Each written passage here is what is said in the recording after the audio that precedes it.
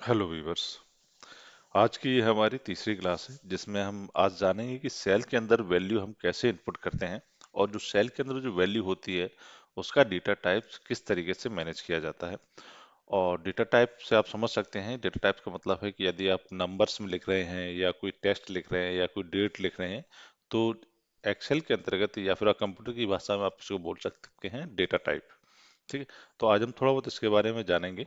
और सबसे पहले हम ये जानना चाहेंगे कि जो है कि सेल के अंदर वैल्यू हम किस तरीके से इनपुट कर सकते हैं। ठीक।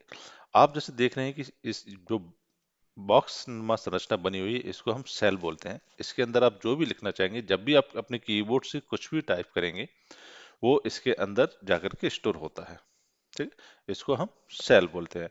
और इसके अंदर जो वैल्यू होती है यानी जो भी आप कुछ टाइप करते हैं उसको आप बोलते हैं सेल वैल्यू। ठीक। तो इस पर सामान से लिखने का तरीका ये है कि आप कीबोर्ड कोई भी आप सेल बॉक्स को आप सिलेक्ट कर सकते हैं, चाहे वो आप माउस के जरिए सिलेक्ट करें और या फिर आप कीबोर्ड के जरिए। अगर आप लेफ्ट में जाना चाहें तो लेफ्ट एरो की का यूज कर सकते हैं, राइट में जाना चाहें तो राइट एरो की का यूज कर सकते हैं, और बॉटम में जाना चाहें तो आप बॉटम एरो की का यूज कर सकते हैं कीबोर्ड से, और टॉप में जाना चाहें तो आप टॉप वाली जो कीबोर्ड की जो एरो की है आप उसका इस्तेमाल कर सकते हैं। ठीक है। मैं सिलेक्ट करता हूँ, जो कि माउस के जरिए कर लेता हूँ। ये सेल नंबर C2 है जिसमें मैं कुछ लिखना चाहता हूँ। मैं मान के चलता हूँ कि मैं यहाँ पर एक नॉर्मल तौर पर डेटा बना रहा हूँ जिसका नाम है, जैसे कि मैंने लिख दिया यहाँ पे नेम। ठीक है। यहाँ पे लिख दिया मैंने लोकेशन, और यहाँ लिख दी मैंने, मान के चलो, सैलरी।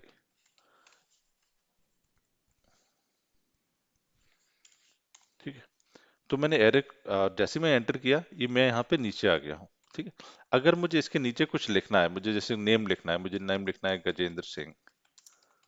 ठीक है। मैंने एंटर, जैसे ही मैं एंटर करूंगा तो आप देखोगे फिर से नीचे आ गया।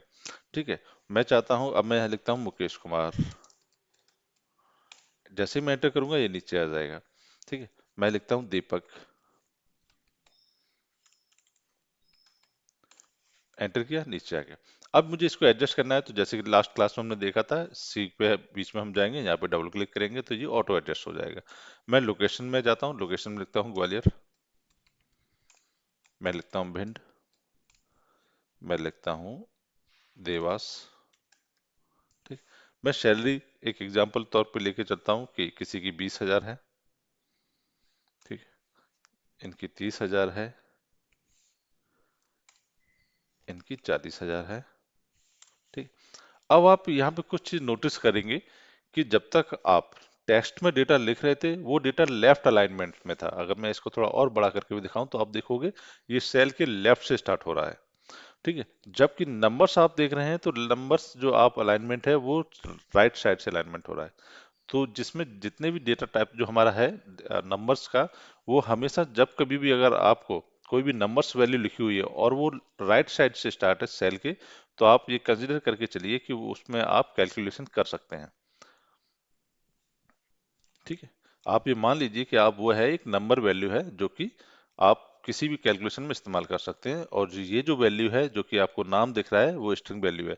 नंबर्स को भी हम स्ट्रिंग वैल्यू की तरह शो करा सकते हैं, बट वो बात की चीज़ है, वो हम आगे चल के सीखेंगे कि वो किस तरीके से करती है। फिलहाल हम बात करते हैं कि सेल वैल्यू में हम डेटा किस तरीके से इनपुट करते हैं। अब जैसे लास्ट क्लास में मैंने आपको बताया था कि किसी सेल के अंदर ही हमें अगर कुछ लिखना होता है तो हम उसको, मल्टीपल डेटा अगर डालना है सेल के अंदर तो हम अल्ट और एंटर का प्रयोग करते हैं। ठीक है। मैं एक बार फिर से आपको रिवाइज करा देता हूँ। ठीक है। जैसे कि मैं लिखता हूँ यहाँ पे गजेंद्र सिंह। ठीक है। मैं अल्ट दबाऊंगा और एंटर प्रेस करूंगा और मैं यहाँ लिख देता हूँ लोकेशन, जैसे कि ग्वालियर। ठीक है। और मैं लिख देता हूँ जैसे कि सैलरी, तो मैं सैलरी लिख देता हूँ यहाँ पे 20,000। ठीक।